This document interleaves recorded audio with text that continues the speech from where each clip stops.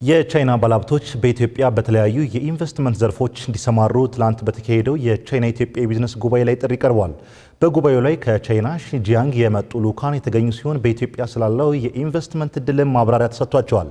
ሀና አብደታ ተጨማሪ ያላት እንከታተል።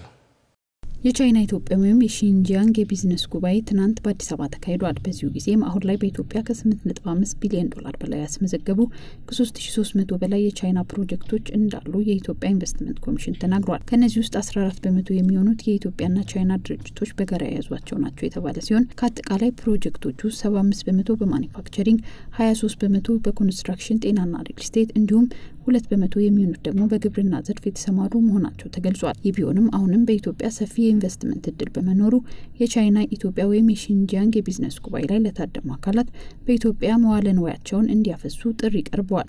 I extend a sincere invitation to the Chinese business community. የቻይና የቢዝነስ ማህበረሰብ በኢትዮጵያ ያለውን የኢንቨስትመንት እድል እንዲመለከት ጥሪ ያቀርባለሁ። የእናንተ ተሳትፎ ለኢኮኖሚ እድገታችን ብቻ ሳይሆን ቴክኖሎጂን ለማበረታታት፣ የሥራ እድልን ለመፍጠር ብሎም ብልጽግናችንን ለመጋራት ያግዘናል።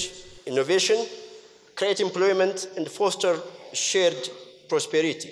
ኢንዱስትሪ ሚኒስቴር በበኩሉ በኢትዮጵያ በተለያዩ መስኮች የቻይና ባለሀብቶች መሰማራት እንደሚችሉ ጠቁሞ ለዚህም ኢትዮጵያ ያደረገችውን የሀገር በቀል ኢኮኖሚ ማሻሻያ ተከትሎ ለግሉ ዘርፍ ሰፊ እድል መመቻቸቱን ገልጿል። በተለይ አምራች ኢንዱስትሪ ዘርፉ አንዱ ነው።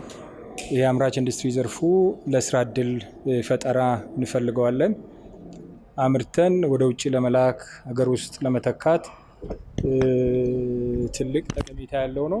ይሄ የጨርቅ አልባሳት ሊሆን ይችላል፣ የቆዳ ውጤቶች በተለይ በተጨማሪም ደግሞ እነሱ በኢንፎርሜሽን ቴክኖሎጂ ተጨማሪ ኢንቨስት ማድረግ ይችላሉ ማለት ነው። እኛ በሁሉም ሴክተሮች ተወዳዳሪ ሊያደርገን በሚችል ኤሪያ ላይ እነሱ በሚወስኑት የኢንቨስትመንት አካባቢ ላይ እንደ መንግስት ተነጻጻሪ የተሻለ ፖሊሲዎች፣ ሪፎርሞች ተካሂደዋል። እሱን መሰረት አድርገን የሚመጡት ኢንቨስተሮችን ነባርም አዲስ ለሚመጡትም አስፈላጊውን ድጋፍ እናደርጋለን ማለት ነው። ወደ ኢትዮጵያ የልኡክ ቡድናቸውን አስከትሎ የመጡት በቻይና የሺጂያንግ ራስ ገዝ አስተዳዳሪ ኤሪክ ቲኒያዝ በበኩላቸው በኢትዮጵያ በመገኘት ያለውን ሁኔታ ለመመልከት በመቻላቸው መደሰታቸውን ገልጸው አሁን ላይ የሚደረገው የቢዝነስ ልውውጥና ውይይት ከድርጅቶች አልፎ በሁለቱ ሀገራት መካከል ያለውን ግንኙነት እንደሚያጠናክር ተናግረዋል። ኢኮኖሚክ ኮምፕሊመንታሪቲ የሁለቱ ሀገራት የኢኮኖሚክ ትስስር ጠንካራ ነው። አሁን ላይ 14 ድርጅቶችን ነው ይዘን ወደ ኢትዮጵያ የመጣ ነው።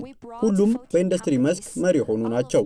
ይህ በሁለቱ ሀገራት መካከል ያለውን የቢዝነስ ስምምነትም ለማገናኘትና ለማጠናከር የሚረዳ ነው። የኢትዮጵያ የንግድና የዘርፉ ማህበራት ምክር ቤትም በኢትዮጵያ አሁን ላይ ሰፊ የኢንቨስትመንት እድል መኖሩን በመግለጽ አስፈላጊውን የማስተዋወቅ ስራ መስራት እንደሚገባ ተናግሯል። በእኛ በኩል ትልቅ የሆነ ክፍተት አለ። በብዙ ማሻሻል ያለብን ነገሮች አሉ። ከአቀራረብ ጀምሮ ከዝግጅት ጀምሮ ዛሬ እንዳየነው እነሱ ሲያቀርቡ ያሉበት ደረጃ ምርቶቻቸውን፣ የቱሪስት መዳረሻዎቻቸውን፣ የሚያመርቱትን የሚሰጡትን አገልግሎት በሚያስተዋውቁበት ጊዜ ያሉበት ደረጃና እኛ ያለንበት ደረጃ የተለያየ ነው። ስለዚህ የነሱ እዚህ መጥቶ ይህንን መስራት እኛም ከነሱ አይተን ያለንበትን ደረጃ አውቀን የበለጠ እንድንሰራ እንድንሻሻል የሚያግዘን ነው። አንዱ ግብአት ነው ማለት ነው። ለኛ በተሻለ ሁኔታ በዓለም አቀፍ ደረጃ ተወዳዳሪ ለመሆን ያግዘናል። እንደገና ደግሞ ምርቶቻችንን ወደ እነሱ ሀገር ወስደን ስንሸጥ የተሻለ ደግሞ የውጭ ምንዛሪ አግኝተን እዚህም የስራ እድል እንፈጥራለን። ብዙ ነገሮችን መስራት እንችላለን። ጥቅሙ የጎላ ነው። ኢትዮጵያና ቻይና ያላቸው ግንኙነት 55 ዓመታትን ያስቆጠረ መሆኑ በመድረኩ የተጠቆመ ሲሆን በኢትዮጵያና ቻይና ድርጅቶች መካከልም የቢዝነስ ስምምነት እንደተደረገ እንዲሁም የተለያዩ የቢዝነስ ውይይቶች መካሄዳቸውን ተመልክተናል።